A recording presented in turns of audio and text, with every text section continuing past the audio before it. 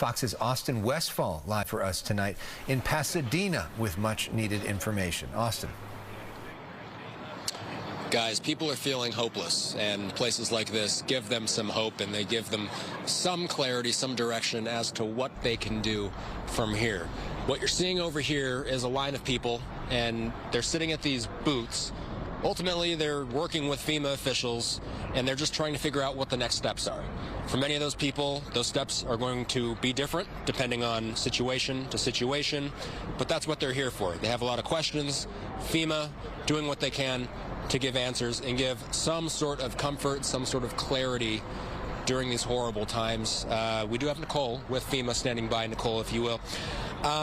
First off, you guys cover so many disasters. What's unique about this one? Oh, you know, this disaster was catastrophic. So many homes lost, so many people impacted by the fires that we saw that started last week. We hope this doesn't happen, but if flare-ups were to continue, if we were to see more destruction, how is FEMA prepared for that? How do you guys, what kind of calculus works into that as you're already so busy at places like this? Sure, FEMA is here. We are going to be here as long as it takes to support this community. As you mentioned, winds may flare back up.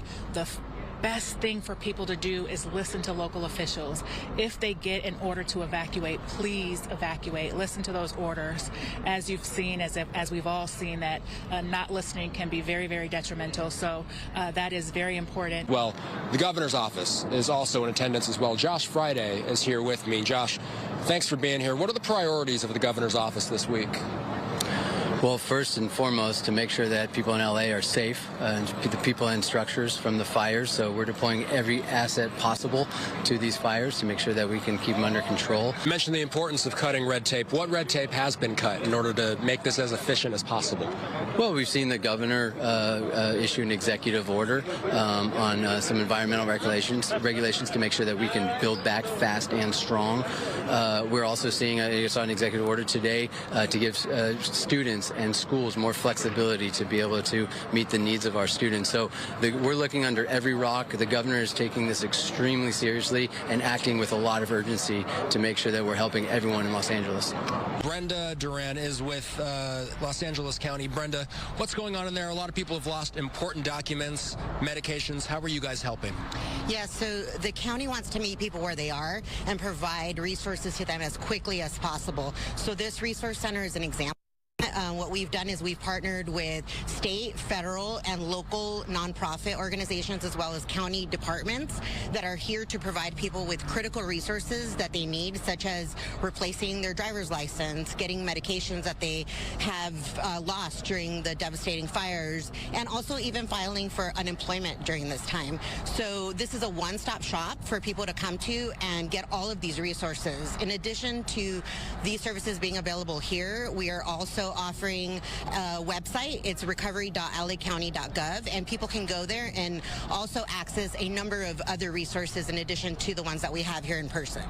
Do you guys find that there is a large percentage of the population that's been impacted by this that is feeling hopeless and doesn't feel like there's help out there? They aren't aware that these services are out there?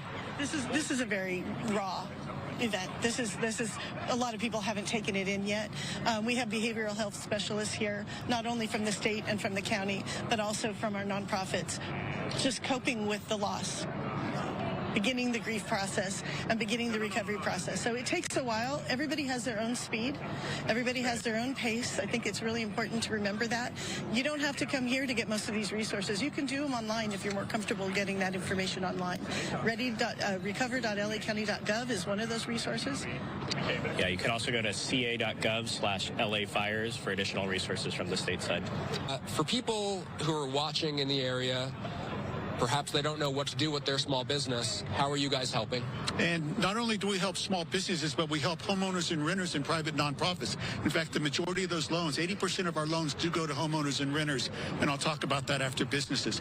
For small business in the community, we offer up to $2 million for their physical loss of the damage from the destruction of the fire.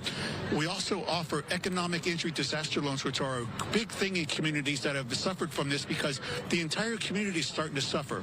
We offer those economic economic injury disaster loans for people that are seeing a lot of non-foot traffic into their businesses as well.